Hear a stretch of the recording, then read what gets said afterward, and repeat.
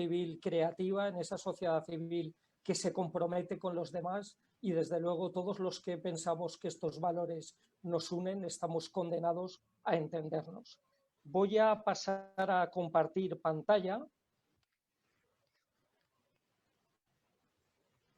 Perfecto, Salva. Desconectamos todos los micrófonos, por favor, y damos paso a Salva de Raga. Adelante, Salva. Bueno, antes que nada, agradecer a todos los panelistas, que además sé que venís de distintos ámbitos en los cuales yo he relacionado mi vida. Aquí hay gente de Valencianistes per la Solidaritat, aquí hay gente del Grup Cultural Xermanies, aquí tenemos gente de la editorial Vinatea, tenemos alumnos del Ateneo Mercantil, gente con la que he tenido contacto en otros ámbitos, así que espero que este tiempo que vayamos a pasar hablando de San Vicente Mártir sea instructivo, y desde luego este tema es tan apasionante que si lo hago mal, desde luego me he ganado que me podáis increpar públicamente, porque desde luego quien lo hace mal con un temita como este es que directamente no da el nivel. La figura de San Vicente Mártir, por decir algo, es una figura que yo creo que, como tantas otras cuestiones de la cultura e historias valencianas, adolece de un conocimiento que acabe produciendo una cierta vinculación con el personaje. En muchas ocasiones el hablar de un mártir romano, por mucho que sea el patrón de la ciudad de Valencia, nos pilla lejos en el tiempo, nos pilla también lejos una época en la cual aquellos primeros mártires que daban la vida por su fe acaban siendo personajes exóticos, personajes que acaban pareciendo personajes cinematográficos en películas como Gladiator, en películas como Ben-Hur, pero lo bien cierto es que no debería costarnos nada afirmar que la historia de Valencia comienza en un antes y un después con la figura de Vincentius Hispanus, con la figura de Vicente de Zaragoza, con la figura de Vicente de Huesca, con la figura de San Vicente Mártir, con la figura de Vicente de la Roda, el patrón de la ciudad de Valencia. Y yo en lo que me voy a preocupar en esta disertación es el de que por mucho que sintamos a San Vicente como algo tremendamente íntimo, como algo tremendamente personal, muy propio de los valencianos, vamos a hacer un viaje, si no 360 grados, desde luego sí 240, para poder visitar determinados lugares del mundo donde también se venera a San Vicente y donde la figura de San Vicente, cuya sombra es tremendamente alargada, también ha alcanzado en tiempos como principal mártir de la Iglesia occidental, cuando de la Iglesia de Roma era San Lorenzo y cuando de la Iglesia oriental era San Esteban, pero hay otros muchos lugares en el mundo donde se venera la figura de Vincentius Hispanus, Vicente Mártir, por mucho que creamos que este santo nos pertenece a los valencianos. Y lo primero que tengo que decir es que para identificar la figura de San Vicente Mártir basta simplemente echar una mirada a esos símbolos iconográficos que desde luego casi siempre le acompañan. Todos aquellos que se han ganado la palma martirial porque dejaron su vida en defensa de su fe son representados simbólicamente siempre como una palma del martirio, que es la que vemos que San Vicente tiene ahora mismo en su mano. Por otro lado, vemos que en esta parte inferior y en esta parte inferior tenemos una rueda, y es que San Vicente de la Roda es precisamente aquel portador del símbolo iconográfico de la rueda, porque, como ahora después veremos en estos pequeños detalles biográficos que voy a dar del santo, se hizo desaparecer su cuerpo cuando se pretendía que los valencianos no generaran en un héroe, con una rueda de molino atada en el cuello, y por tanto San Vicente de la Roda es aquella denominación popular que nos sirve para diferenciarlo de San Vicente del Ditet, San Vicente Ferrer, que es el santo dominico que prácticamente 12 siglos después se convirtió en la figura más importante dentro de la historia y de la política valenciana. Como veis, aquí hay una cuerda que enlaza directamente con esta rueda de molino que tiene San Vicente Mártir, y aquí en esta figura de Esteve Bonet, también tenemos otra rueda de molino. Por otro lado, también tenemos aquí una cruz en aspa. La cruz en aspa es un símbolo iconográfico que veremos también en la figura de Santa Eulalia y en la figura de San Andrés, porque es aquella cruz en aspa donde fueron crucificados para, en uno de los tormentos que se les dio antes de acabar falleciendo, que era el del ecúleo, poder colocar sus extremidades superiores en X y con una especie de rueda acabar generando una torsión sobre los miembros que van generando un dolor seguramente insufrible en alguien a quien, como ahora veremos, se quería arrancar de él pues una renuncia a sus valores cristianos. Porque para situar la figura de San Vicente Mártir tenemos que hacer un viaje a finales del siglo III y el siglo IV. Aquellas comunidades que predicaban cosas tan exóticas como que hombres y mujeres somos iguales, como que en función de las cosas buenas que hagamos en esta vida vamos a tener derecho a una vida mejor cuando fallezcamos, o simplemente negarle la calidad de divinidad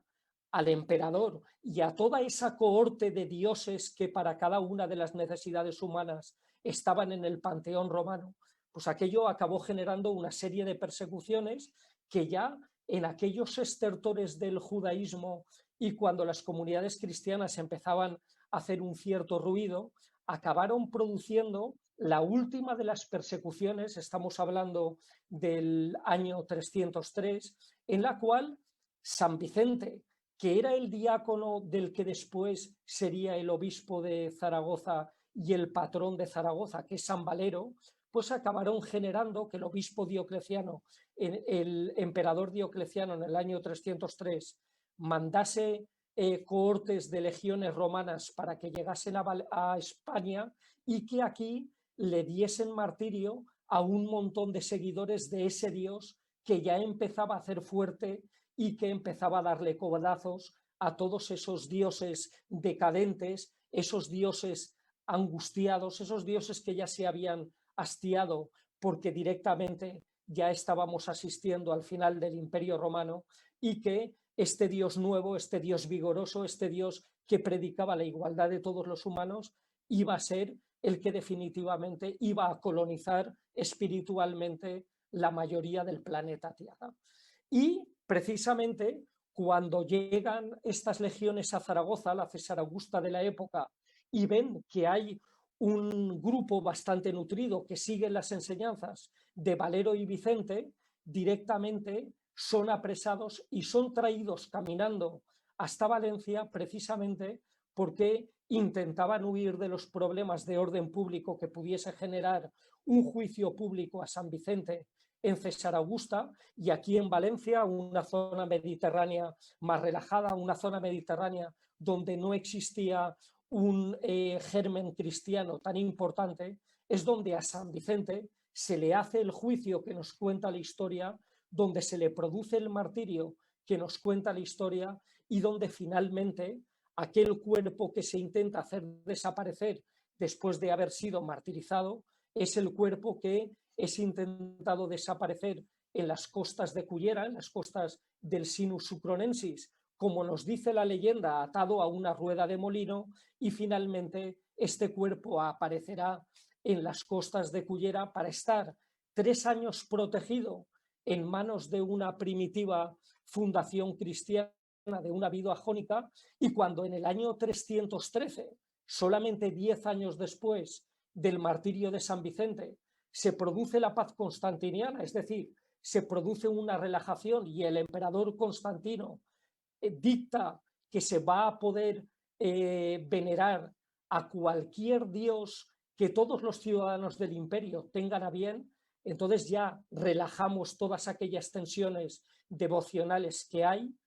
El cuerpo de San Vicente es traído al teatro de sus tormentos, como fue la basílica, que posteriormente será de la Roqueta, y esto va a generar una corriente de peregrinaciones desde toda Europa para ver la tumba del héroe, para ver la tumba de aquel que no se arrodilló ante las imposiciones del emperador romano, que le ofreció ni más ni menos que si él se retractaba de su fe, él salvaría su vida, pero como él se llevó su verdad hasta la muerte y nunca mejor dicho, pues esto es lo que acabó produciendo que Vicente volviese a Valencia, generase una corriente de peregrinaciones que desde luego fue la primera gran corriente de peregrinaciones del imperio, la precursora de lo que después iban a ser 10 siglos después las peregrinaciones jacobeas a Santiago de Compostela, y finalmente se iba a convertir en el gran héroe, en el gran hacedor, en la gran piedra de toque de lo que después sería el cristianismo en el imperio occidental. Si nosotros echamos un vistazo a las iglesias que están dedicadas a San Vicente Mártir en toda España, os he colocado ahí un pequeñito croquis donde aparece que aproximadamente existen unas 550 iglesias y ermitas en toda España dedicadas a San Vicente. Como podéis ver en este mapa, la tensión y la frecuencia, la abundancia de advocaciones vicentinas en España es especialmente concurrida en el norte, y conforme vamos yendo hacia el sur de España, esto va decayendo. La explicación es bien clara, la explicación es clarísima, y es que en época de la conquista de los cristianos de España, la figura de San Vicente se convirtió en una figura a la cual se aclamaban muchos de los ejércitos cristianos, y esto acabó generando un montón de iglesias en Galicia, en Castilla, en Aragón, en Cataluña, en el País Vasco, y como la dominación musulmana de España acabó siendo especialmente longeva, prácticamente desde el centro de España hasta el sur, no tuvimos la oportunidad de que la figura de San Vicente Mártir calara de una manera tan importante como caló en el norte de España. Ya os digo, 550 templos existen en España dedicados a San Vicente Mártir, y curiosamente solamente 9 en la Comunidad Valenciana. La provincia de Castellón no tiene ni un solo templo dedicado a San Vicente Mártir. La provincia de Alicante tiene una sola iglesia dedicada a San Vicente Mártir, que es la de Benimantell, y en cambio la provincia de Valencia, más allá de la iglesia de San Vicente Mártir que tenemos en la Plaza de España, la iglesia de San Vicente y San Valero que tenemos en Ruzafa, la iglesia de la Roqueta, que a pesar de estar dedicada a Cristo Rey, es una iglesia que durante mucho tiempo albergó el cuerpo de San Vicente. Y después, otra serie de templos exóticos, como tenemos el de Cullera, como tenemos el de Corbera, pero que en este caso está dedicado juntos los dos santos Vicentes, Vicente Mártir y Vicente Ferrer, una pequeña pedanía de Cortes de Pallás que se llama Ventagaeta, y después la última, que es la de Guadassuar, son los únicos templos que tenemos en la Comunidad Valenciana dedicados a San Vicente. Y si echamos un vistazo muchísimo más global a todo territorio europeo, prácticamente 600 templos, es decir, casi el mismo número de templos que tenemos en España, tenemos en la suma de Portugal, Inglaterra, el Benelux, Italia, Alemania, Suiza y Francia. Como vemos en Portugal, también la figura de San Vicente Mártir es especialmente frecuente, porque durante mucho tiempo se pensó que parte del cuerpo de San Vicente estuvo en la Catedral de Lisboa. En Francia, San Vicente, sobre todo en la parte del sur, tiene muchísimas devociones, porque a él se le llama le patron de vignerons, es decir, él es el patrón de los vendimiadores,